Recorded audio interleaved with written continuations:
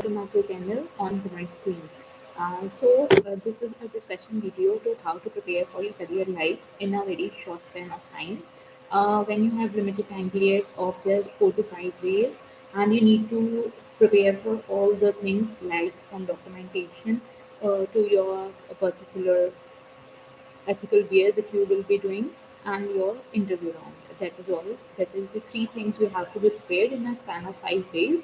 So, what would be the strategy? What all things I would be doing, and what are all preparations I would be doing in related to the subject specific. First of all, if I talk about first thing I would be doing would be the document uh, planning.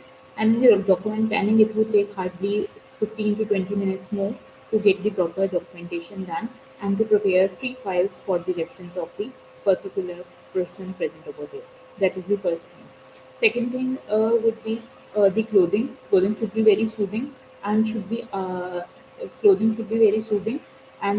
should be the summer clothes which are very comfortable and in which you are looking so smart and so beautiful and you are looking confident. That is the most important thing we want for everything during those 5 days. And during those 5 days, I would be practicing daily, day in and day out for 2 hours every day on YouTube. And those who wish to subscribe to me, subscribe to the channel to see the updates related to that video, you can obviously uh, subscribe to my channel for the more updates.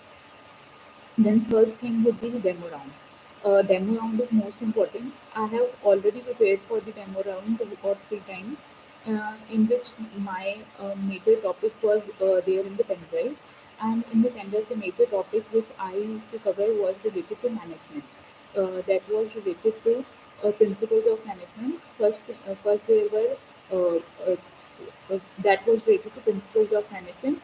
In that, I used to teach the students about general management and the principles of scientific management. When I used to talk about the general management, there were four principles, and when I used to talk about the scientific principles of management, there were 14 principles of scientific management. That was the basic topic I used to have for them around. But due to certain change in scenario and due to giving more acquaintance to show more acquaintance with the topic. Third choice for the demo round, I would say, would be the topic of financial statements. That is a practical topic from the accountancy plus two class. And in that accountancy topic, we have around 10 heads with us.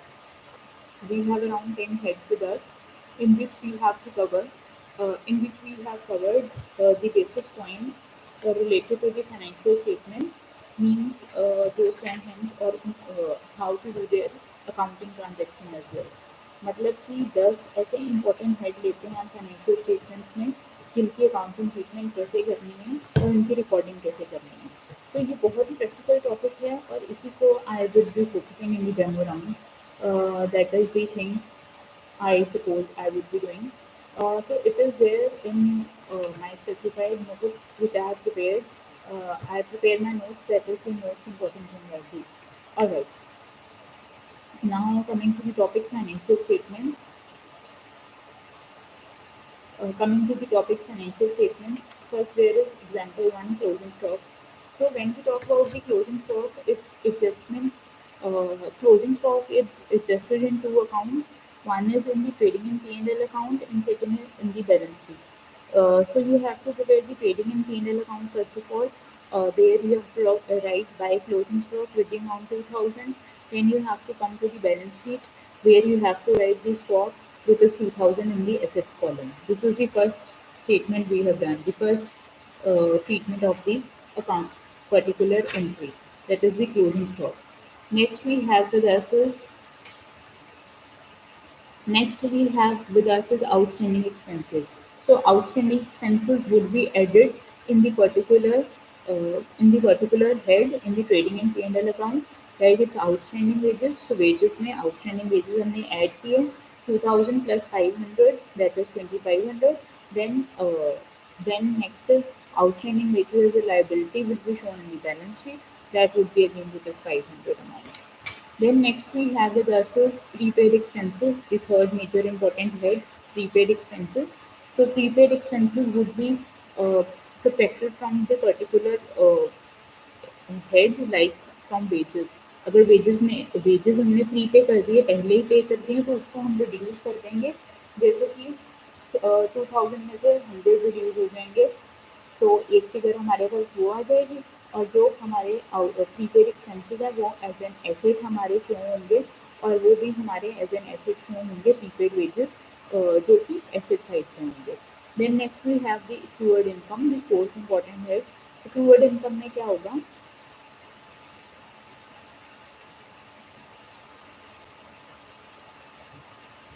एक्रूअर्ड income में क्या होगा? एक्रूअर्ड income में हमारे पास जो भी particular expense है, जो भी पर्टिकुलर एक्सपेंस है, एक्रूअर्ड इनकम में हमारे पास क्या होगा? जो भी हमारे पास पर्टिकुलर एक्सपेंस है, उसकी हमने रिकॉर्डिंग करनी है। और उसकी रिकॉर्डिंग हमने कैसे करनी है एक्रूअर्ड एक्सपेंस की?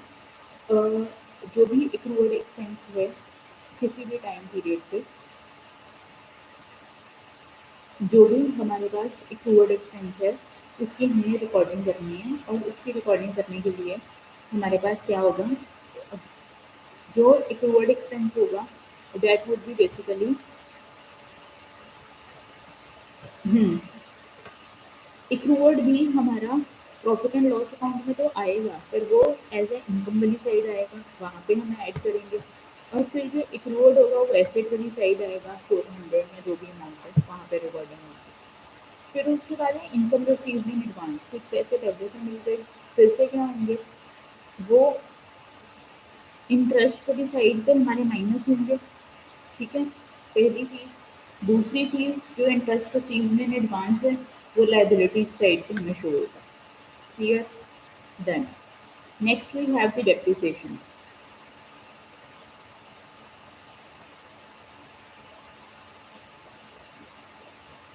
उसके बाद हमारे पास आता है डेप्रिसिएशन का। डेप्रिसिएशन की जो अमाउंट है, डेप्रिसिएशन की जो अमाउंट है वो हमारी ट्रेडिंग एंड P&L अकाउंट में आएगी। और डेप्रिसिएशन में, और जो डेप्रिसिएशन है वो पर्टिकुलर्स में जाके हमारी P&L अकाउंट में ही आएगी डेप्रिसिएशन। और दूसरा जो डेप्रिसिएशन है वो हमारी आएगी, एक तो टू डेप्रिसिएशन आएगी ट्रेडिंग एंड P&L में, पहली चीज़। दूसरी हमारी आएगी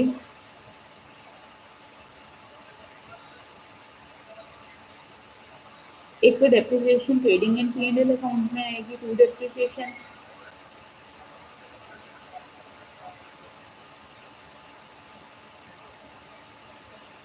टू डेप्रिसिएशन आएगी हमारी एक अमाउंट,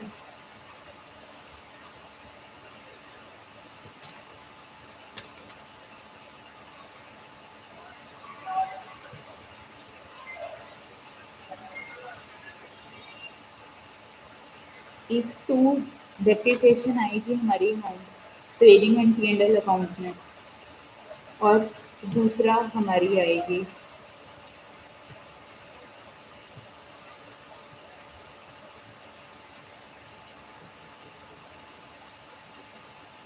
एक टू डेप्रिसिएशन आएगी हमारी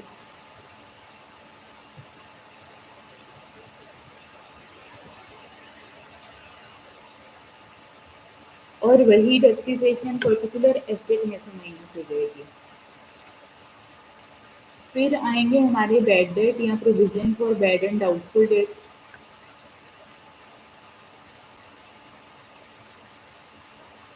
बैड डेट या प्रोविजन फॉर डाउटफुल डेट, उसकी अमाउंट हमारे पास रिकॉर्ड होएगी। और फिर हमारी उसके बाद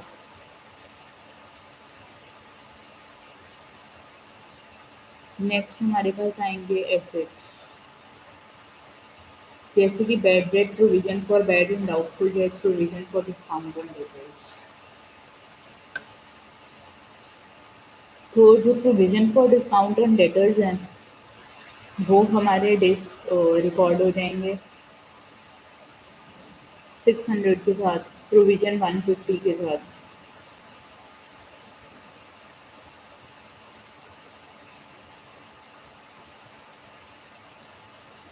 प्रोविजन 150 के साथ वो रिकॉर्ड हो जाएगा।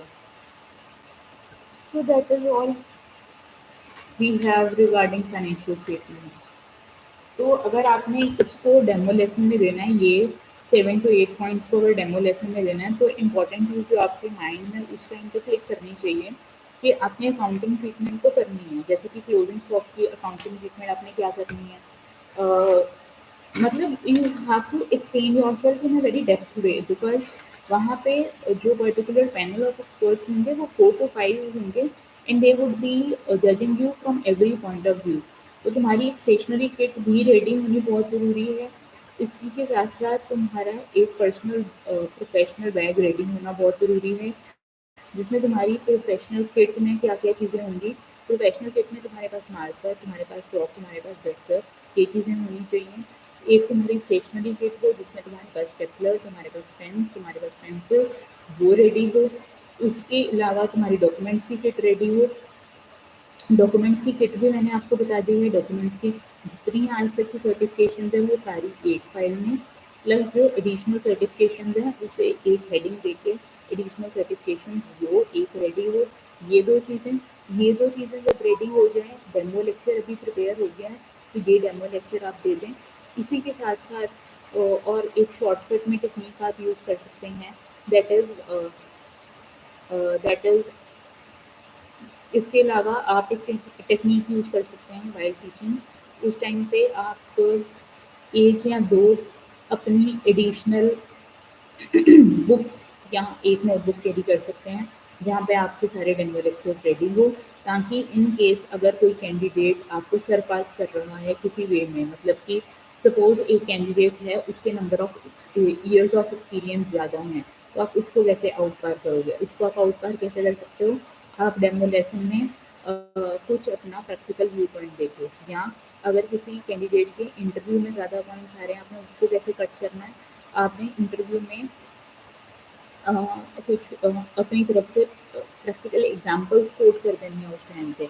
उस टाइम पे आपका जो पर्टिकुलर ब्रेन है उसके एग्जांपल्स आनी बहुत ज़रूरी है। जैसे कि अगर मैं बात करूँ, अमलगामेशन ही मेरे से टॉपिक उन्होंने डिस्कस कर लिया, तो तुम्हारा स्पॉन्टेनियस माइंड इतना होना चाहिए, तुम्हारा स्पॉन्टेनियस माइंड इतना होना चाहिए कि sir yes we have an important example of amalgamation of the year of 2025, we have an important example like amalgamation of the Indian government through union budget focused on rationalizing and streamlining the process of mergers and amalgamations, particularly fast track mergers. ये जो fast track mergers थे, ये MCA that is ministry of corporate affairs ने इसको introduce किया था public notice के साथ, और 2025 में जो मर्जर्स हैं उसके ऊपर बहुत ज़्यादा ध्यान दिया गया है, और फास्ट ट्रैक मर्जर फ्रेमवर्क हमारे पास आया। ये हमारे पास अंदर आया है सेक्शन 72A, और ये सारे जितने भी बिजनेसेस हैं उसके ऊपर ये अमेंडमेंट फॉलो होगी from 1 April 2025। So this is the basic news you have given, है ना।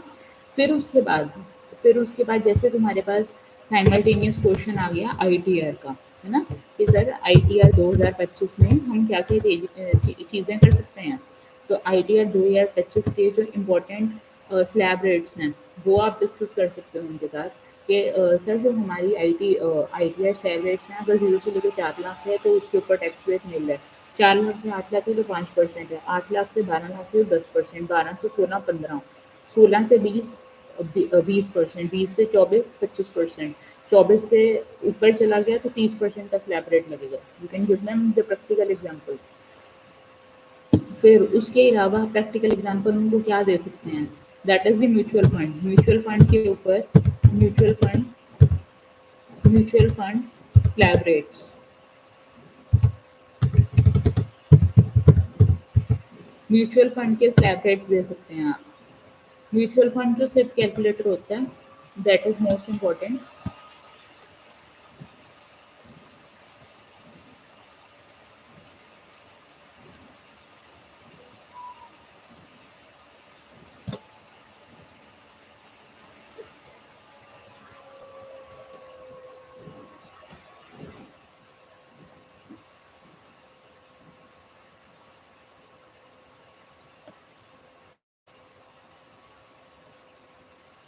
हमारे पास जो अदर म्यूचुअल फंड्स होते हैं उसके ऊपर हमारे पास एप्लीकेबल टैक्स रेट्स कैलकुलेटेड होते हैं, जैसे कि रेजिडेंट और इंडिविजुअल का, H U F A O P का, बी ओ वाई का। ये हमारे पास टैक्स रेट कैलकुलेटेड होते हैं। एक जो शॉर्ट टर्म टर्म के लिए होते हैं वो एप्लीकेबल टैक्स स्लैब रेट पे होते हैं। लॉन्ग टर्म पे हमारे पास 20 से 12.5% है। डोमेस्टिक फॉर्म्स में हम 15% पे चल रहे हैं, और यही लॉन्ग टर्म में चलेंगे तो हमारे पास अदर म्यूचुअल फंड की कैलकुलेटर्स हैं। हमने रेजिडेंट इंडिविजुअल्स की बात करनी है लॉन्ग टर्म के लिए, दैट इज 20% या 12.5%। Very easy. ये म्यूचुअल फंड्स की बात है लॉन्ग टर्म में। 5 साल के लिए म्यूचुअल फंड लिया तो 20 से 12.5% का आपको टैक्स रेट लगाना पड़ेगा। और इसके बाद म्यूचुअल फंड के अलावा जो अगली बात हम करते हैं दैट इज म्यूचुअल फंड के अलावा अगली बात हमारे पास आती है बैंकिंग में जो हमारी पर्टिकुलर स्लैब होती हैं, जैसे कि ये जो हमारी मिनिस्ट्री होती है, जो बैंकिंग मिनिस्ट्री होती है, ये हमारी कई तरह के एक्ट्स वगैरह फॉलो करता है, और वो एक्ट्स को फॉलो करके हमारे जो सी आर आर वगैरह होते हैं, कैश रिजर्व रेशो, ये रेट्स कैलकुलेट करता है, CRR SLR रेट्स। तो प्रेजेंटली बात की जाए, हमारी जो कैश रिजर्व रेशो है वो 4.5 चल रही है, SLR हमारी 18% चल रही है। इसी के साथ साथ आपको ये पता होना चाहिए CRR SLR इनके रेट्स क्या क्या हैं, 4.5 और 18%। और ये RBI का रूल है, हमारा रिजर्व बैंक ऑफ इंडिया का, ताकि वो चैनलाइज कर सके 3 चीज़ें, एक तो इन्फ्लेशन, एक इकोनॉमिक ग्रोथ, और एक मैक्रो इकोनॉमिक फैक्टर। 3 फैक्टर को जब इसने एस्टिमेट कर लिया तो आरबीआई की मॉनेटरी पॉलिसी यूजफुल चली जाती है। अगर रेपो रेट है CRR, that is cash reserve ratio, अगर वो 4.5% चल रही है, SLR 18% चल रही है इंडिया में, तो उस रेट की मैनेजमेंट करना बहुत ज़्यादा ज़रूरी हो जाता है। और इसी के साथ साथ आप जो इस चीज़ में बात कर सकते हैं, करंट SLR 2025 की वो चल रही है 18%, जिसके अकॉर्डिंगली 78% ऑफ जो डिपॉजिट्स होते हैं बैंक के, वो किसी और को लेंड कर सकते हैं। 18% को आरबीआई के साथ रखते हैं, और जो 78% है वो अपने डिपॉजिट्स किसी को भी लेंड कर सकते हैं। और CRR 4% है, मतलब कि कितना उन्होंने अपने डिपॉजिट का परसेंटेज आरबीआई के साथ रखना है, और SLR का मतलब होता है कितना परसेंटेज है उनका जो उन्होंने अपने पास रखना है और कितना लेंड करना है। That is the basic difference between CRR and SLR। फिर उसके बाद जो इम्पोर्टेंट बात हम कर सकते हैं, जो इम्पोर्टेंट बात हम करते हैं वो हम बात करते हैं कासा की। कासा की बात की जाए दैट इज कासा की बात की जाए दैट इज मोस्ट इम्पोर्टेंट। और जब कासा की बात करते हैं, दैट इज एक रेशो होती है बैंक में, कासा कासा रेशो बहुत ज़रूरी होती है कैलकुलेट करनी। करंट अकाउंट सेविंग अकाउंट की रेशो होती है। ये बताता है कि टोटल उसके जो डिपॉजिट्स हैं वो करंट और सेविंग अकाउंट में कितने हैं, और लो कॉस्ट फंड्स कितने हैं बैंक के पास, जो कि उसकी प्रॉफिटेबिलिटी और फाइनेंशियल हेल्थ को डिटरमिन कर सकते हैं या बता सकते हैं। अब कासा का मतलब होता है current account and saving account, उसकी calculation. CASA deposit divided by total deposits into 100 जब हम करते हैं तो हमारे पास कासा रेशो आती है। अगर कासा रेशो तुम्हारी हायर है, मतलब बैंक की प्रॉफिटेबिलिटी ज़्यादा है, ऑब्वियसली करंट और सेविंग अकाउंट में पैसा ज़्यादा तो उसकी प्रॉफिटेबिलिटी ज़्यादा है। तो ये कासा रेशो भी आप एग्जामिनर को दे सकते हैं। एग्जामिनर इससे भी पूछ सकता है क्वेश्चन। फिर उसके बाद बैंकिंग में चलते चलते हमारे पास एक टर्म होती है, दैट इज बैंकिंग में हमारे पास एक टर्म होती थी that was related to Basel. Basel norms हमारे होते थे। बेसल नॉर्म्स जो हमारे होते हैं, Basel norms in India, Basel norms in India जो हैं वो इंटरनेशनल बैंकिंग रेगुलेशन से हमने अडॉप्ट किए हैं, मतलब आरबीआई ने अडॉप्ट किए हैं, ताकि इंडियन बैंकिंग सिस्टम को स्ट्रेंथन अप कर सकें। और बेसल की बात की जाए तो बेसल के जो नॉर्म्स हैं वो बहुत ज़्यादा डेवलप हुए हैं, बहुत ज़्यादा चेंजेस आए हैं उसमें। और उसमें क्या क्या चेंजेस आए हैं, क्या क्या नई चीज़ें आई हैं बेसल में, they are very important to be understood. सबसे पहले जो बेसल नॉर्म्स हैं, बेसल नॉर्म्स हैं, वो फाइनेंशियल एडिक्वेसी के लिए आए हैं। दूसरी सबसे इम्पोर्टेंट बात, Basel norms, basal one, Basel two, Basel three, इसकी इम्प्लीमेंटेशन हुई थी इंडिया में। और बेसल फोर की बात भी हम करेंगे। बेसल फोर की बात करें तो वो भी इंडिया में इम्प्लीमेंट हो चुका है, फुली इम्प्लीमेंटेशन हो चुकी है उसकी इंडिया में। बेसल बेसल फोर जो है इंडिया में, उसकी इम्प्लीमेंटेशन भी हो चुकी है।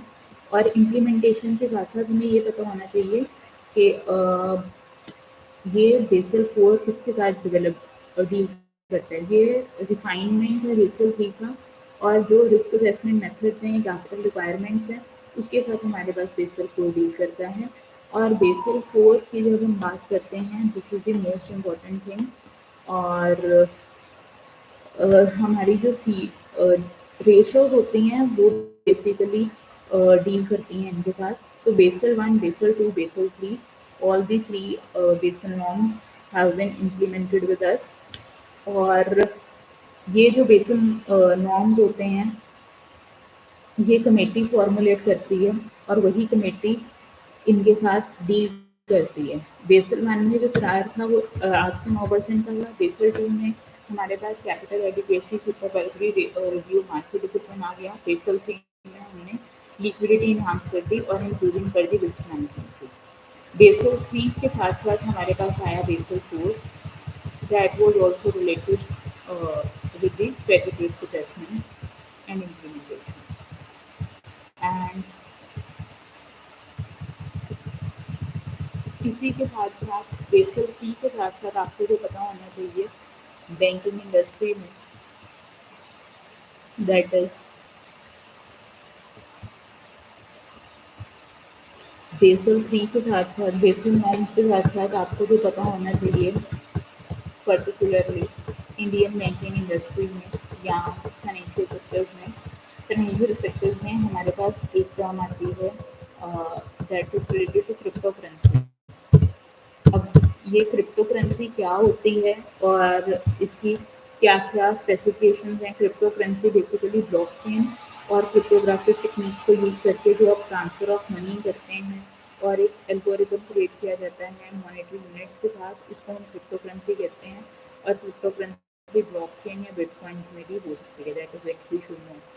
इसके अलावा आपको और क्या चीज़ पता होनी चाहिए, that is basically related to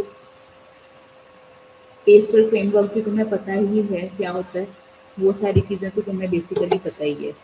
if in case आप डेमो लेक्चर देते देते you find a topic very difficult to do, अभी जैसे 30 मिनट्स में ही you are finding yourself a little bit exhausted, तो आप क्या कर सकते हैं वहाँ पे, आप सबसे इम्पोर्टेंट टॉपिक बिजनेस इन्वायरमेंट ले सकते हैं। बिजनेस एनवायरनमेंट का टॉपिक लेके वहाँ पे पेस्टल फ्रेमवर्क करवा सकते हैं। पेस्टल क्या है? Political, economic, social, legal, technological and environmental. ये सारे चेंजेस को आप एक एग्जाम्पल के साथ कोड कर सकते हैं, and in your own language you can explain to the examiner what is PESTEL framework. But the problem for this is that ये जो बिजनेस एनवायरनमेंट का टॉपिक है, ये बीकॉम का टॉपिक है, not +1 +2, so you might face a problem over there. But अगर आपने +1 +2 का भी टॉपिक सिलेक्ट करना है और आप चाहते हैं कि टॉपिक आप ऐसा दें जिसमें एग्जामिनर भी आपके साथ इंटरेक्ट कर पाए and it is a more sophisticated topic, तो आप स्टेचुटरी कॉर्पोरेशन डिपार्टमेंटल अंडरटेकिंग और स्टेचुटरी कॉर्पोरेशन डिपार्टमेंटल अंडरटेकिंग का टॉपिक्स भी ले सकते हैं, जो कि तुम्हारे पास पब्लिक कॉर्पोरेशन के टॉपिक के अंदर आता है। वो तीनों टॉपिक्स भी आपके लिए एक्सप्लेन करने बहुत ईजी हैं। So you have enough of topic for demo. So my next viewpoint for you should be, in the next video lecture, you are prepared with your pen drive with the demo topic. You are prepared with your files, 2 to 3 files you are prepared with, and thirdly you are prepared with your dress which you want to wear. So these three homeworks are there for your next video, and maybe in the uploading time you are facing some issue on the YouTube. This is maybe a concern to be taken care of, and so in the next video. Hope to see you in a more fresh and juvenile way. And please do share and subscribe to my channel for more video updates.